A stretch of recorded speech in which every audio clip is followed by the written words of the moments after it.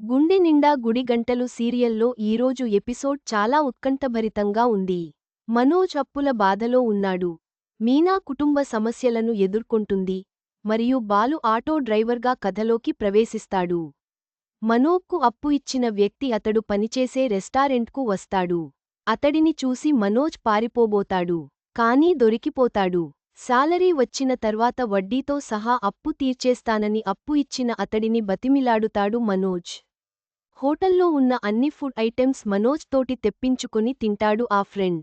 ఆ తర్వాత అవే ఐటెమ్స్ను పార్సిల్ కూడా చేయించుకుంటాడు. వడ్డీ కింద వాటి బిల్ మాత్రం నువ్వే కట్టేయ్ అని మనోజ్కు పనిష్మెంట్ ఇచ్చి వెళ్ళిపోతాడు.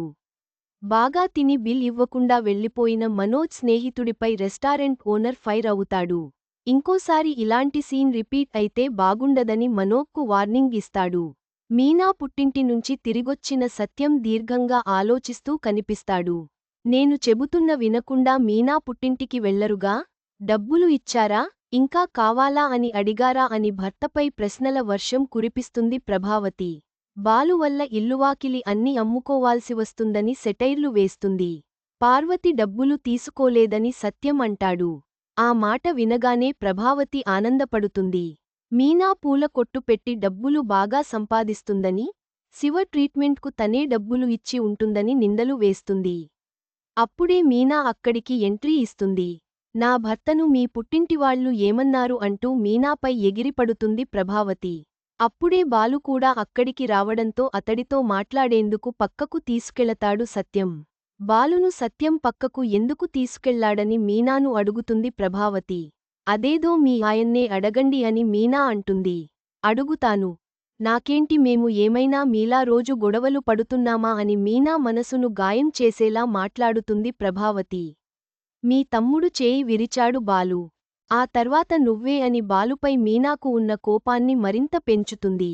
శివ చేయిని ఎందుకు విరిచావో చెప్పమని బాలును నిలదీస్తాడు సత్యం. శివను చూసి నేనే తట్టుకోలేకపోయానని సత్యం అంటాడు. నువ్వు మంచోడివే కానీ నీ కోపం, మూర్ఖత్వం నీ మంచితనాన్ని దహించివేస్తున్నాయని బాలుకు అర్థమయ్యేలా వివరించబోతాడు. మీనా వాళ్ల అమ్మ అడిగిన ప్రశ్నలకు ఏం సమాధానం చెప్పాలో తెలియక వచ్చానని అంటాడు. శివ నిన్ను ఏమైనా అన్నాడా వాడిని అంటూ బాలు కోపంగా అంటాడు. చిన్న పిల్లాడిపై నీ ప్రతాపం ఏంటి అని బాలు కోపాన్ని కంట్రోల్ చేస్తాడు సత్యం. సొంత అల్లుడు శివ చేయి విరిచేశాడని పార్వతి ఎంతో బాధపడుతుందని, కానీ నోరు తెరిచి నిన్ను ఒక్క మాట అనలేదని అంటాడు. మీనా పుట్టింటికి మనం తప్ప ఎవరు లేరని చెబుతాడు. మీ అమ్మ ఎన్ని మాటలు అన్న మీనా నిన్నే నమ్ముకొని ఉంటుందని, ఎందుకిలా తయారవుతున్నావని కొడుకుకు క్లాస్ ఇస్తాడు. ఇందులో నా తప్పేం లేదని తండ్రితో చెబుతాడు బాలు. శివను నేను ఎందుకు కొట్టానో తెలుసా అని బాలు నిజం చెప్పబోతాడు. కానీ మీనా రావడంతో ఆపేస్తాడు. ఇంకెప్పుడు ఎవరితో గొడవపడను. నిన్ను తలదించుకునే పని మాత్రం చేయనని తండ్రితో అంటాడు బాలు. సత్యానికి క్షమాపణలు చెప్పి అక్కడి నుంచి వెళ్ళిపోతాడు. బాలు మనసులో చెప్పుకోలేదని బాధ ఉందని మీనాతో సత్యం అంటాడు. బాలు కావాలని కొట్టాడని నేను అనుకోవడం లేదని మీనా అంటుంది. చాలా ఆలస్యంగా ఇంటికి వస్తాడు మనోజ్. కొత్త జాబ్ పనంతా నీకే చెబుతున్నారా అని రోహిణి అడుగుతుంది. కనీసం కూర్చునే అవకాశం లేదని, అందరూ తిన్న తర్వాతే తాను ఇంటికి రావాల్సి వస్తుందని నోరు జారుతాడు. తిన్న తర్వాత రావడం ఏంటి అని రోహిణి అనగానే, మన ఇంట్లో వాళ్లు తిన్న తర్వాత రావాల్సి వస్తుందని కవర్ చేస్తాడు. మా ఎండీకి నాపై చాలా నమ్మకమని, నేను తొందరగా పైకి రావాలని అనుకుంటున్నాడని మనోజ్ బిల్డప్లు ఇస్తాడు. వర్క్ ఎక్కువగా ఇస్తే అందుకు తగ్గట్లే సాలరీ అడగమని మనోజ్కు సలహా ఇస్తుంది రోహిణి. ఇవ్వాల్సిన డబ్బులే ఎప్పుడు ఇస్తాడో తెలియదని, ఎక్కువగా మాట్లాడితే జాబ్ నుంచి తీసేస్తాడని మనోజ్ కంగారు పడతాడు. మనోజ్ షర్ట్ ఉతకడానికి తీసుకుంటుంది రోహిణి. ఆ షర్ట్ మొత్తం సాంబార్ వాసన రావడంతో రోహిణి అనుమానపడుతుంది. అది పర్ఫ్యూమ్ స్మెల్ అని అబద్ధం ఆడుతాడు. నువ్వేదో నిజం దాస్తున్నట్లుగా అనిపిస్తుందని మనోజ్ను అనుమానంగా అడుగుతుంది రోహిణి. అదేం లేదని కవర్ చేస్తాడు. ఈసారి రోహిణికి దొరక్కుండా జాగ్రత్త పడాలని మనోజ్ అనుకుంటాడు. బాలు కనిపించకపోవడంతో అతడి గురించి ఆలోచిస్తుంటారు రాజేష్తో పాటు అతడి స్నేహితులు. సడెన్గా ఆటో డ్రైవర్గా బాలు అక్కడికి ఎంట్రీ ఇస్తాడు. ఈ వేషం ఏంటి? నువ్వు ఆటోలో రావడం ఏంటి అని రాజేష్ అడుగుతాడు. ఇన్ని రోజులు కారు నడిపాను. ఇక నుంచి ఆటో నడపబోతున్నానని చెబుతాడు. నిన్ను ఇలా చూడటం కష్టంగా ఉందని బాలుతో అతడి స్నేహితులు అంటారు. మా కోసం నువ్వు కారు అమ్ముకోవడం బాధగా ఉందని అంటారు. ఆటో డ్రైవర్గా మారడంలో తనకేమీ నామోషీగా లేదని బాలు అంటాడు. కారు అమ్మేసిన విషయానికి ఎవరికి చెప్పొద్దని రాజేష్తో అంటాడు. కనీసం మీనాకైనా చెప్పమని బాలుకు సలహా ఇస్తాడు రాజేష్. కొద్ది రోజులు ఎవరికి తెలియకపోవడమే మంచిదని బాలు బదులిస్తాడు. మనోజ్ పనిచేసే రెస్టారెంట్కు కస్టమర్ వస్తాడు. పొరపాటుగా అతడిపై సాంబార్ పడేస్తాడు మనోజ్. ఎక్కడ చూసి నడుస్తున్నావ్రా, కళ్ళు కనిపించడం లేదా అని మనోజ్పై ఆ కస్టమర్ కోప్పడుతాడు. సర్వర్ పని సరిగ్గా చేయడం రాదా అని క్లాస్ ఇస్తాడు.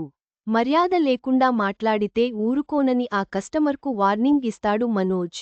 మీ షర్ట్పై పడింది కొంచెం సాంబార్ కదా, ఎక్కువ చేస్తున్నావేంటి అని గొడవపతాడు. అయితే నీమీద కూడా సాంబార్ పోయమంటావా అని గిన్నెలోని సాంబార్ మనోజ్పై పోస్తాడు ఆ కస్టమర్. కోపం పట్టలేని మనోజ్ ఆ కస్టమర్ కాలర్ పట్టుకొని అతడిని కొట్టబోతాడు.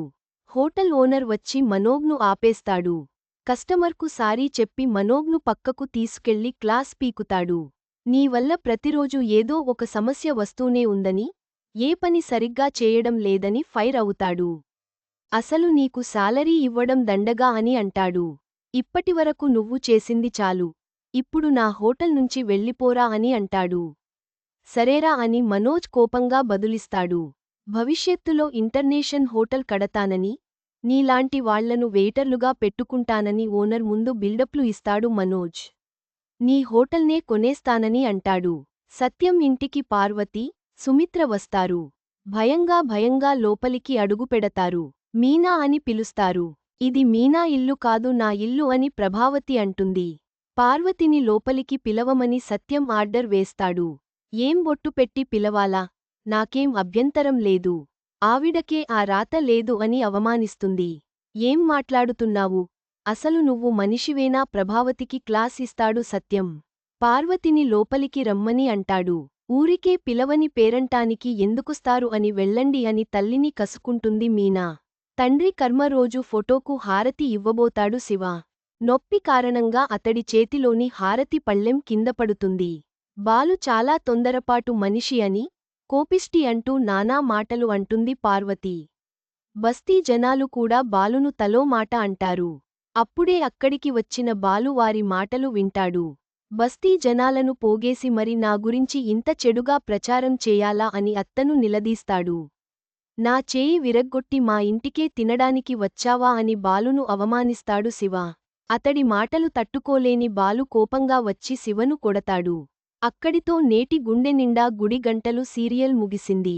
ఈ ఎపిసోడ్లో కుటుంబ కలహాలు, అప్పుల సమస్యలు మరియు బాలు యొక్క ప్రవేశంతో కథ మరింత ఉత్కంఠభరితంగా మారింది. తదుపరి ఎపిసోడ్ కోసం ఎదురు చూద్దాం.